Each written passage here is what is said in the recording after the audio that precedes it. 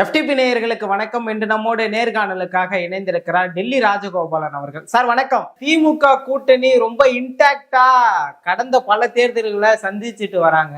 ஆனா இந்த நிலையில காங்கிரஸ் ஒரு பனிப்போரை தொடர்ந்து நடத்திட்டு வரதை நம்ம கண்கூடா பார்த்துட்டு இருக்கோம். காங்கிரஸ் எம்பிகள் திமுக கூட்டணியை தாண்டி வேற ஆப்ஷன்லாம் நமக்கு இருக்கு, அதையும் நாம ஓபன் பண்ணி பார்க்கலாமே அப்படின்னு யோசிக்கிற மாதிரி செய்திகள் வந்த வண்ணம் இருக்கு.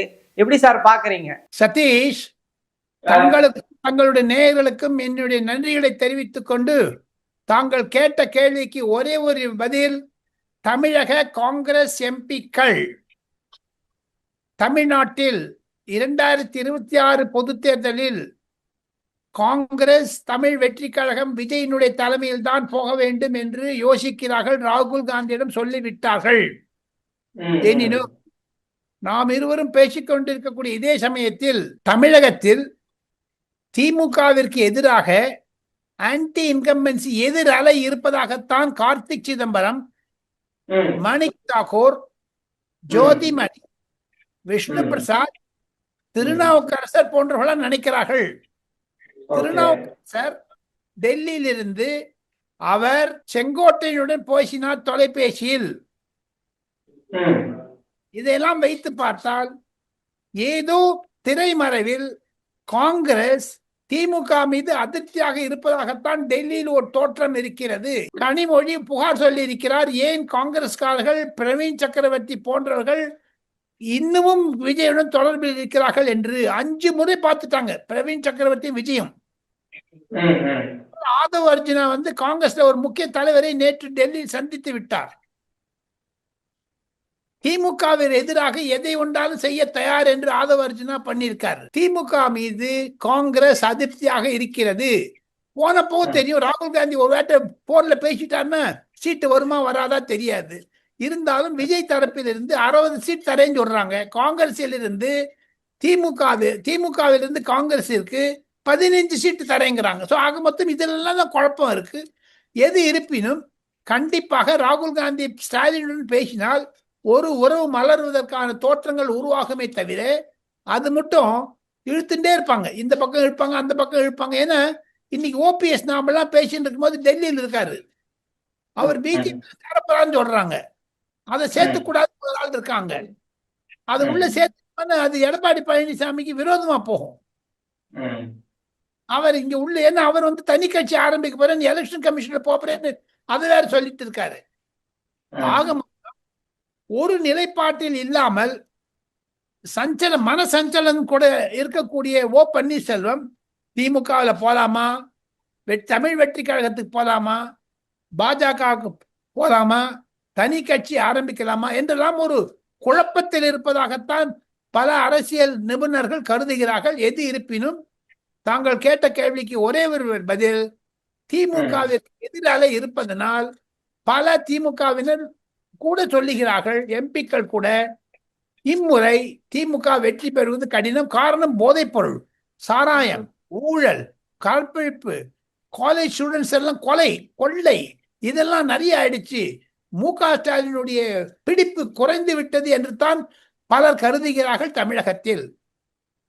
அதை தவிர சீஃப் மினிஸ்டர் அடிக்கடி சொல்வார், 200 சீட்டு வந்துடுச்சு, 200 சீட்டு வந்துடுச்சு, 200 சீட்டு வந்துடுச்சு, 200 எங்க அதெல்லாம் ஏன் இல்ல? இப்ப ஏன் பேசல அந்த 200 சீட்டை பத்தி? அதெல்லாம் கேட்கிறாங்கல்ல. ஒரு கரூர் சம்பவத்திற்கு பிறகு மாபெரும் திருப்பம் தமிழக அரசியலில் வந்துவிட்டது. அதனால்தான் காங்கிரஸ்காரங்கள்லாம் கூட விஜயோட போவது நல்லது என்று நினைக்கிறார்கள். விஜயோட போறதால காங்கிரஸுக்கு என்ன சார் லாபம் வந்துட போகுது? ஸ்டாலின் கொடுக்கிறது எம்எல்ஏ சீட்டு, வெற்றி உறுதி. ஆனா விஜயால உறுதி செய்ய முடியுமா வெற்றிய? அவங்களுக்கு உறுதி இருக்கோ இல்லையோ, காங்கிரஸ் ஒரு 10 வருஷம் அவங்களோட இருந்துட்டாங்க. கம்யூனிஸ்ட் கட்சிக்கெல்லாம் மாசம் 15 கோடி தராரு, 20 கோடி தராரு, விடுதலை சீட்டுக்கெல்லாம் பணம் தராங்க. காங்கிரஸ்காரர் எம்எல்ஏக்கெல்லாம் தராங்க, தவிர காங்கிரஸ்காரனுக்கு தரது கிடையாது. அதெல்லாம் ஒரு குழப்பம் இருக்குது இல்ல. ஒவ்வொரு மாவட்ட செயலாளரும் 5000 10,000 கோடி சம்பாதிச்சுட்டு இருக்காங்க திமுக. அதெல்லாம் பார்த்து காங்கிரஸ்காரன் வயிற்றெறிகிறாங்க. அந்த வயிற்றெரிச்சல் தான் இந்த மாதிரி பண்ணுது. விஜய் பக்கம் தள்ளுது, வேற ஒண்ணுமே கிடையாது. அவங்களுக்கு ஒரு 10 ரூபா 5 ரூபா கொடுத்துட்டாங்க, வாயமோன்னு போடுவாங்க. அது கொடுக்க மாட்டேங்குது. சில பேர் தான் கொடுக்குறாங்க. ஒரு சம்பவம் பொருதாக இருக்கிறது. காங்கிரஸ் எம்பிக்கள் வந்து அதிருப்தியில இருக்கலாம், ஆனா தலைமையும் திமுகவோடு உறவோட தான் இருக்கு. தமிழ்நாடு தலைவரும் வந்து திமுகவோடு இணக்கமா தானே சார் இருக்கிறாரு. அப்ப சதீஷ் காங்கிரஸ் உடஞ்சு போடுங்க. ஒரு இப்ப திமுக போதுன்னா நீ போய்க்கோ, நாங்க எங்களுடைய ஃபியூச்சரை பார்த்துக்கிறோம். ஏன்னா செல்வ பெருந்தகைக்கு பல குழப்பங்கள் இருக்கின்றன. அதையெல்லாம் அவர் ஒற்று பார்ப்பாரா ஒற்று பார்க்க மாட்டாரா என்பதெல்லாம் தெரியவில்லை. காலம்தான் பதில் சொல்லும். பொங்கல் வரும் பொழுது தமிழகத்தில் தை பிறந்தால் வழி பிறக்கும். கண்டிப்பாக காங்கிரசுடைய நிலைப்பாடு இத பாருங்க சதீஷ். இன்னைக்கு இருக்கக்கூடிய அலையன்ஸ்ல பாத்தீங்கன்னா திமுகவும் காங்கிரஸும் விலகிடுச்சுன்னா தமிழக அரசியலே மாறும். ஏன்னா விஜயனுடைய நிலைப்பாடு என்ன? மொத்தம் 234 தொகுதி இருக்குதுங்க.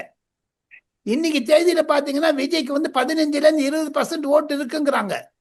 எது இருந்தாலும் அவர் தளத்தில் இருந்து பார்த்தால் கண்டிப்பாக அவருக்கு